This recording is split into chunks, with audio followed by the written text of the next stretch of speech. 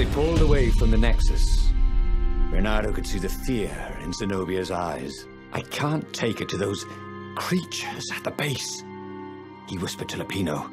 Ah, you've gone soft. Soft in the head. We captured her for what she knows. I'll take her to the mountains. Tell all the horrible things the Emperor's done. Yeah, believe me, she'll turn. And he turned the wheel. The hell you will, shouted Lapino, and he grabbed the wheel back from him. The two of them wrestled for control of the ship. It shot off like a mad sparrow. Suddenly, Reynardo was falling.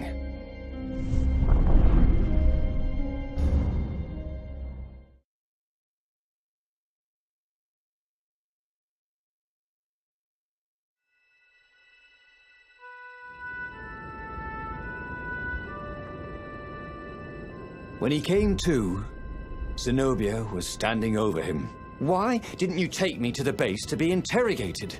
She demanded. Do you know what's left of people they interrogate? This is some trick, isn't it? To make me fall for you again.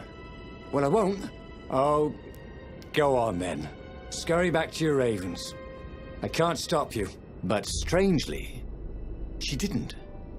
As Reynardo set off to find the Farfarer, she followed him, keeping just out of sight of the ravens.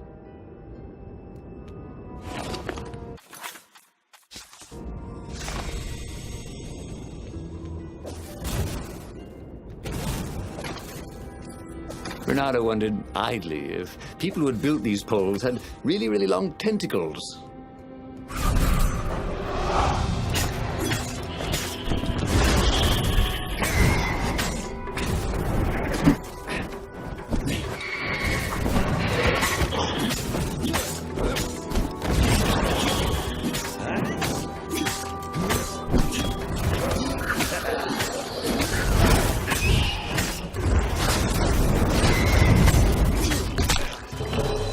Should have died a pirate, he thought.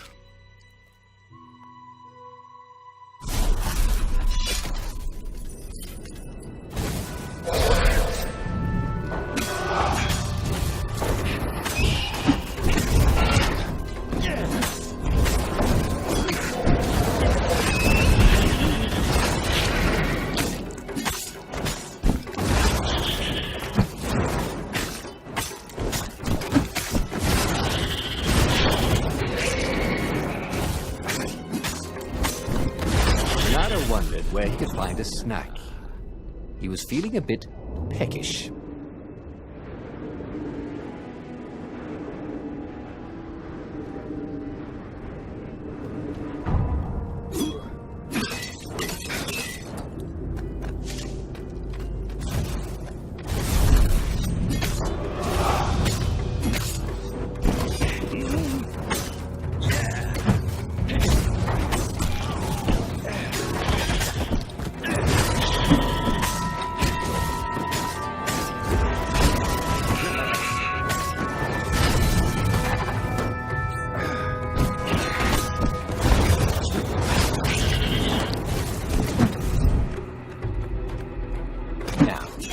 Do.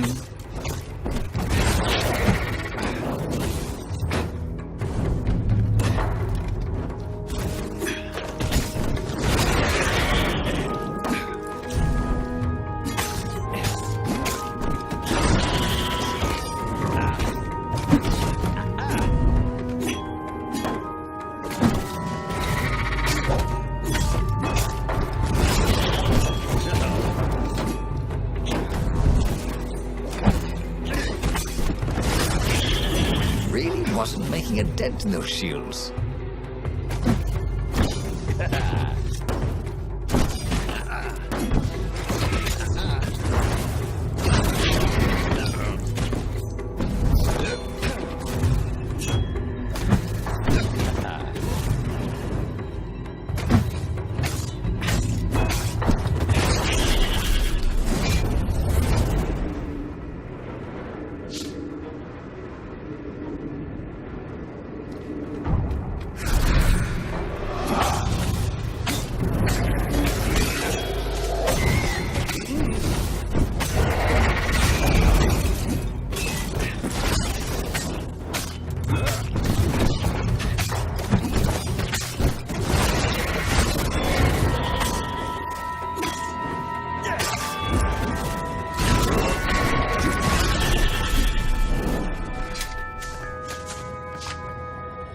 As Reynardo stopped to sniff the wind, Zenobia came up, still mad. Did you really think you'd just talk me into betraying my father? Oh yeah, sure, that was exactly my plan. Then why aren't you even talking to me? Because I've never talked you into anything in my life. They're gonna court-martial you for letting me go. He caught a whiff of the Farfarer. Wet rope, tar, and a cask of Scobel ale he'd spilt last year. It was that way.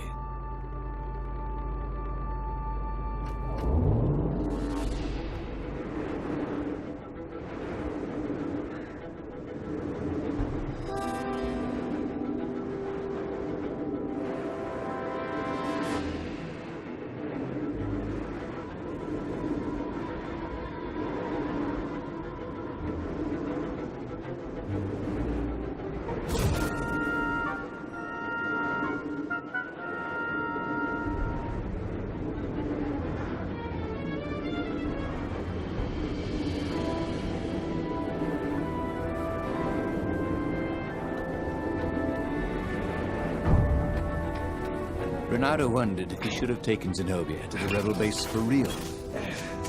Maybe she wasn't playing him after all. After the bleak talk about the Emperor's dark secrets, he was regretting his suspicions.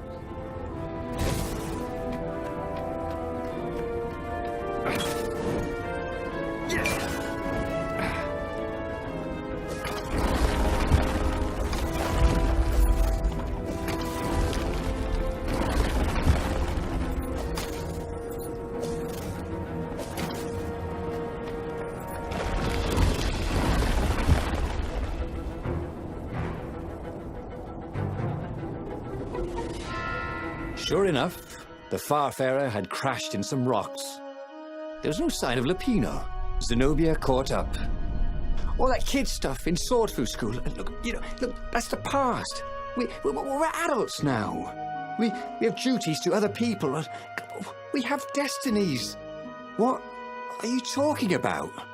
And you are the most arrogant, slow-witted, light-fingered, mercenary, immoral, reckless... Run away with me, said Reynardo, and he realized he meant it. What, just like that?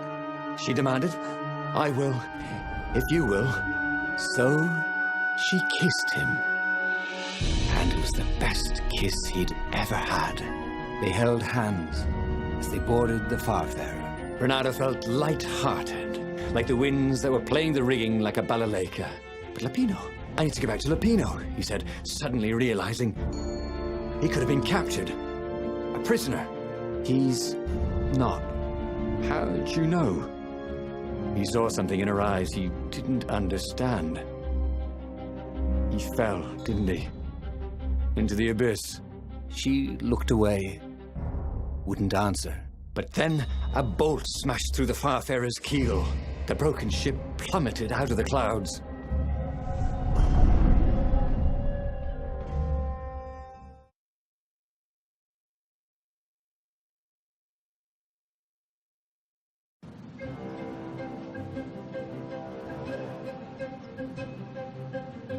Reynardo picked himself off the deck.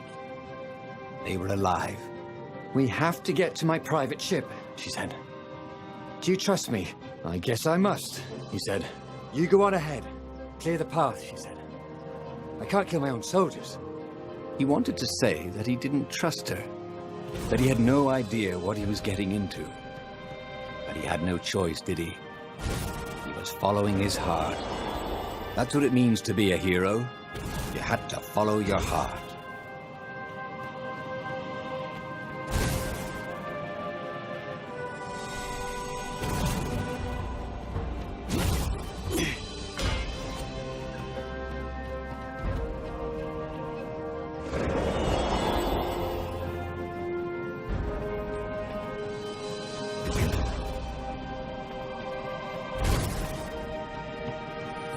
He felt like Tarzan.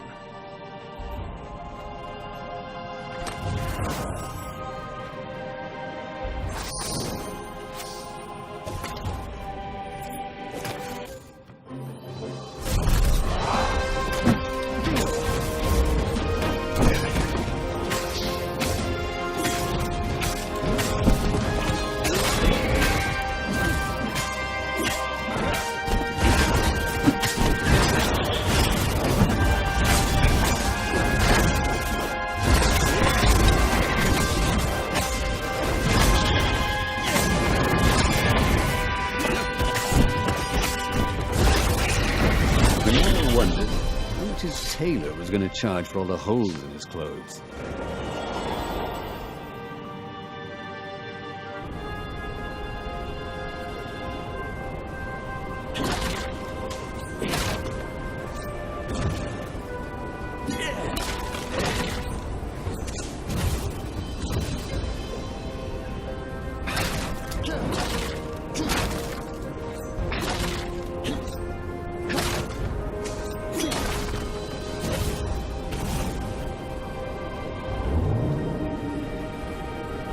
A very clever engineer named Elon Muskrat had got his start making floating platforms. Not many people knew that.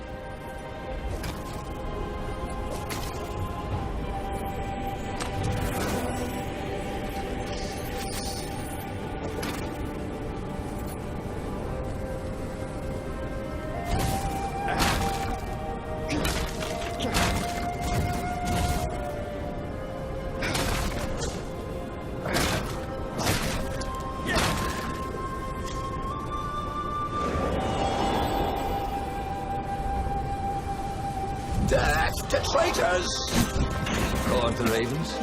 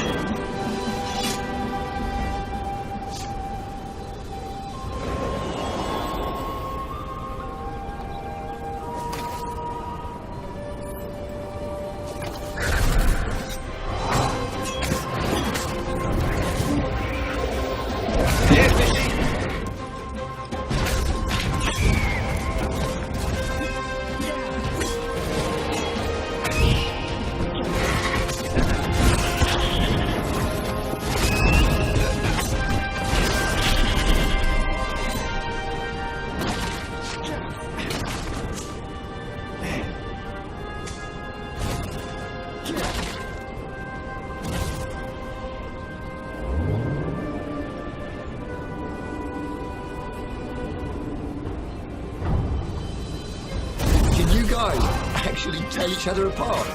Because I'm thinking name tags.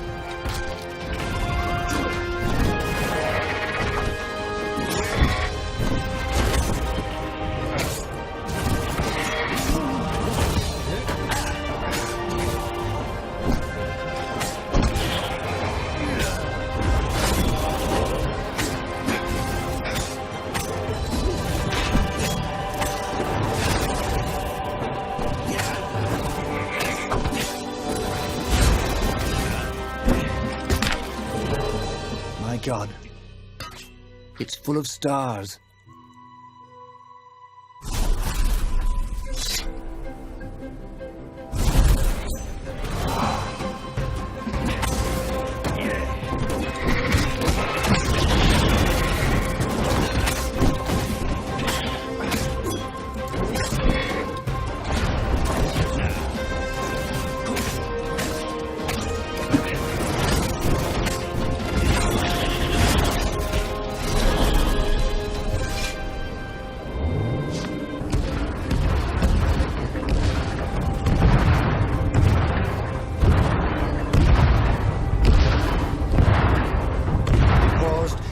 Their breath. It was strange to be so close to her. What are you thinking?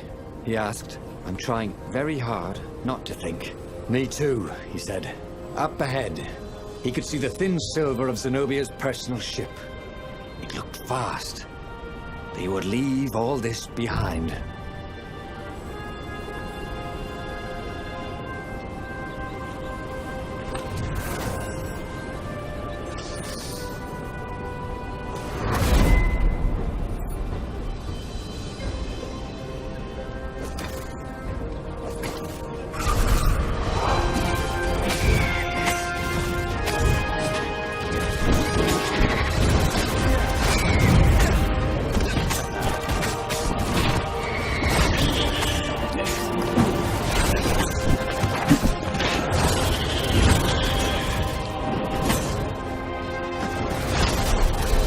Reynardo felt new powers ready to blossom within him, or something.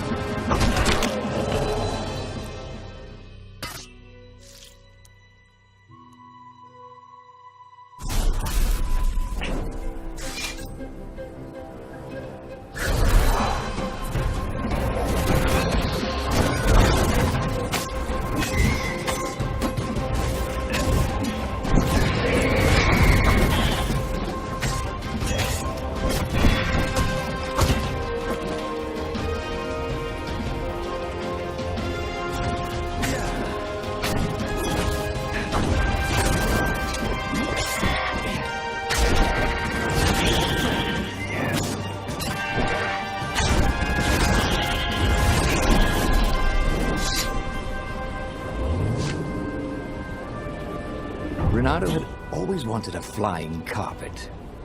This was more like a flying tablecloth, but it would do.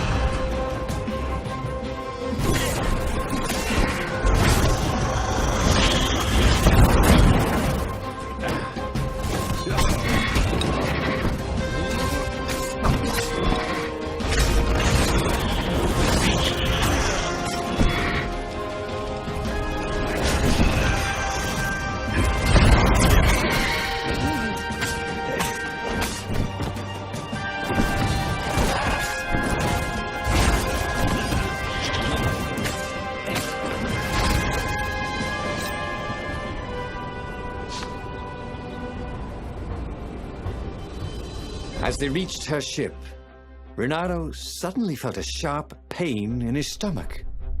He was surprised to see a crossbow bolt sticking out of it. I was going to lead the Empire to a secret base, said Lapino. But no, you had to screw up my plan because you still got a thing for her.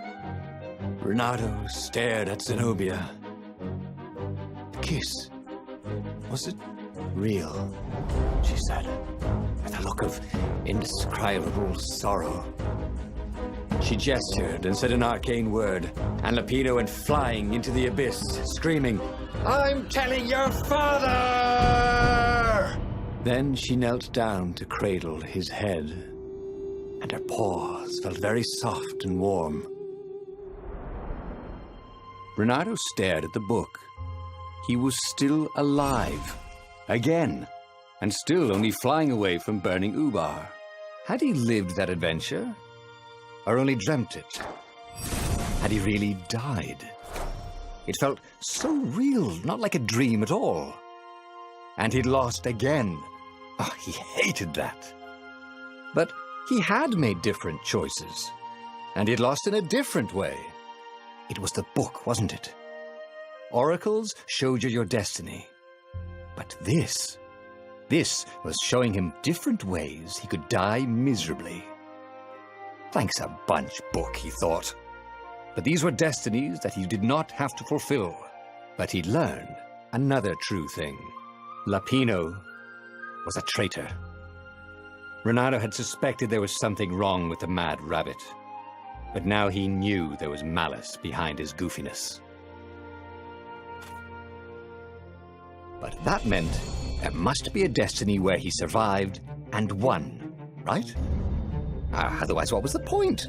And with that, the book's pages fluttered back once more to the beginning, and the clouds parted over the Isles of Boreas. It was time to choose. The rebellion was in trouble. Ravens were scouting for the secret rebel base. They needed a game changer. Pieces of the Sky Ripper had surfaced. Reynardo knew that using it could go catastrophically wrong, but he was sure he could figure out how to use it safely. Also, a temple had risen out of empty desert. The Emperor had brought the Sky Ripper pieces up out of ancient burial by his obscene rituals. Could this be where the Iblis stone was hidden? Someone better get it before he does, thought Reynardo. And also, his old friend Lapino needed rescuing.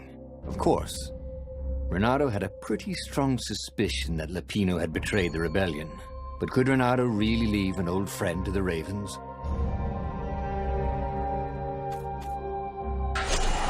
The island was windswept desert. No one went there except ostriches and ostrich hunters. The Iblis stone. It sounded ominous. It sounded powerful. If the Emperor was searching for it, it must be dangerous. And so, Reynardo went ostrich hunting.